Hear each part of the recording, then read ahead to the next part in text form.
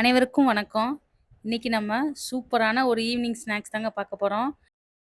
குழந்தைங்க ஸ்கூல் விட்டு வந்தோனே குடுக்குறதுக்கு சூப்பரான அப்பம் தாங்க செய்ய போறோம். இந்த கோதுமை அப்பம் வந்து உடம்புக்கு ரொம்ப ஹெல்த்தியானது. அதே சமயம் நல்ல டேஸ்டியானதுங்க. உங்க வீட்ல பசங்க ஸ்நாக்ஸ் செஞ்சு தர சொல்லி கேட்டாங்கன்னா, இத செஞ்சு குடுங்க. நல்லா விரும்பி சாப்பிடுவாங்க. இப்ப நீங்க கடையில அப்பம் வாங்கி குடுத்தீங்கன்னா, அத மைதால செய்வாங்க. அது வந்து குழந்தைங்க உடம்புக்கு அவ்வளவா நல்லதில்ல. இது வந்து 10 நிமிஷத்துல செஞ்சிரலாங்க. நீங்க எண்ணெய காய வச்சுட்டு, கோதுமை மாவு, கொஞ்சம் இன்கிரீடியன்ட்ஸ் சின்ன சின்ன இன்கிரீடியன்ட்ஸ் எடுத்து வச்சுக்கிட்டு செஞ்சீங்கன்னா, 10 நிமிஷத்துல சூப்பரா இந்த அப்பம் செஞ்சு உங்க பசங்களுக்கு குடுத்துர்லாங்க. வீடியோக்குள்ள போறதுக்கு முன்னாடி நம்ம சேனல சப்ஸ்கிரைப் பண்ணுங்க. பக்கத்துல இருக்க பெல் ஐகான பிரஸ் பண்ணுங்க. இப்ப வாங்க நம்ம வீடியோக்குள்ள போலாம். இந்த ஹெல்த்தியான கோதுமை அப்பத்த ஒரு தடவ ட்ரை பண்ணீங்கன்னா, திரும்ப திரும்ப செஞ்சு குடுப்பீங்கங்க. அந்த அளவுக்கு நல்லா டேஸ்டியா இருக்குங்க. இப்ப நம்ம அப்பம் செய்றதுக்கு ஒரு பாத்திரம் எடுத்துக்கலாங்க. பாத்திரத்தில 200 கிராம் கிட்டக்க கோதுமை மாவு சேர்த்துக்கிறோங்க. பார்த்துக்கோங்க 200 கிராம் கோதுமை மாவு சேர்த்துக்கிறோம். இப்ப நம்ம இந்த கோதுமை மாவோட 200 கிராம் சுகரு, ஒரு டேபிள் ஸ்பூனு ரவை, அப்புறம் கொஞ்சமா ஒரு 50 மில்லி கிட்டக்க பாலு, 3 ஏலக்காய், ஒரு நல்ல வாழைப்பழம், கனிஞ்ச வாழைப்பழம். இது எல்லாத்தையுமே நல்லா மிக்ஸியில போட்டு நல்லா நைஸா அரைச்சு இந்த மாதிரி எடுத்துக்கிருவோங்க. எடுத்துக்கிட்டு நம்ம இந்த கோதுமை மாவோட இந்த அரைச்சு வச்ச பேஸ்ட்டை வந்து கலந்துக்கிருவோங்க.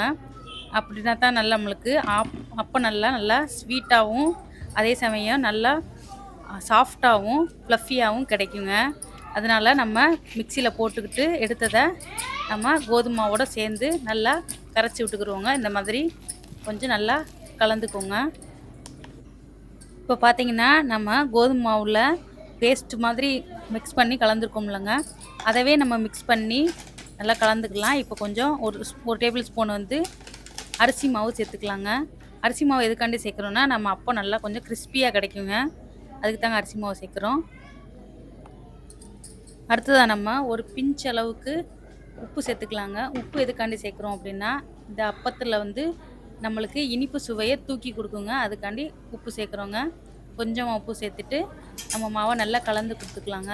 கொஞ்சம் ஓரளவு கரண்டியில் எடுத்து ஊற்றுற பதம் அளவுக்கு நம்ம கலந்து கொடுத்துக்கலாங்க. நம்மளுக்கு கொஞ்சம் கெட்டியாக இருக்கிற மாதிரி இருந்துச்சுன்னா, கொஞ்சமாக காய்ச்சின பாலை வந்து ஆட் பண்ணிக்கணுங்க. தண்ணிக்கு பதிலாக கொஞ்சம் பால் ஆட் பண்ணிங்கன்னா உங்களுக்கு அப்பம் நல்லா டேஸ்ட்டாக இருக்குங்க. அதே சமயம் நல்லா சாஃப்டாக இருக்குங்க. இப்போ நம்ம அப்பம் சுடுறதுக்கு மாவு ரெடி பண்ணியாச்சு. இப்போ பேனில் எண்ணெய் ஊற்றிக்கலாங்க. நம்ம அப்பம் போட்டு எடுக்கிற அளவுக்கு கொஞ்சம் அளவாக எண்ணெய் ஊற்றிக்கலாங்க.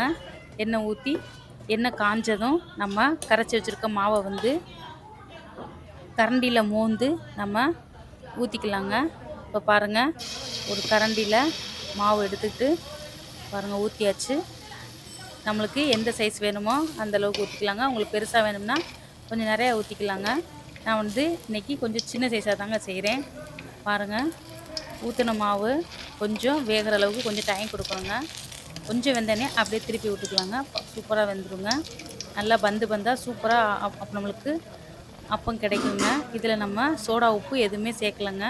இருந்தாலுமே அப்பம் நல்லா சூப்பராக கிடச்சிருக்குங்க. இந்த மாதிரி நம்ம கரைச்சி வச்சுருக்க மாவில் ஒன்று ஒன்றா போட்டு எடுத்துக்கலாங்க. இப்போ பாருங்கள், ஒன்று திருப்பி விட்டாச்சு, பக்கத்தில் இன்னொன்றுக்கு ஊற்றி வச்சாச்சு. அது வெந்து திருப்பி போடுறதுக்குள்ளேயும் இது தயாராகிடும். இந்த மாதிரி எல்லா மாவையும் இந்த மாதிரி போட்டு எடுத்து வச்சுக்கோங்க. இப்போ பார்த்திங்கன்னா, நம்ம எல்லா அப்பத்தையுமே இந்த மாதிரி எண்ணெயில் போட்டு எடுத்தாச்சு. இப்போ நம்மளுக்கு அப்பம் தயாராகிடுச்சு. அப்பம் பார்த்திங்கன்னா நல்லா சாஃப்டாக சூப்பராக பாருங்கள், எவ்வளோ சாஃப்டாக வந்துருக்குன்னு.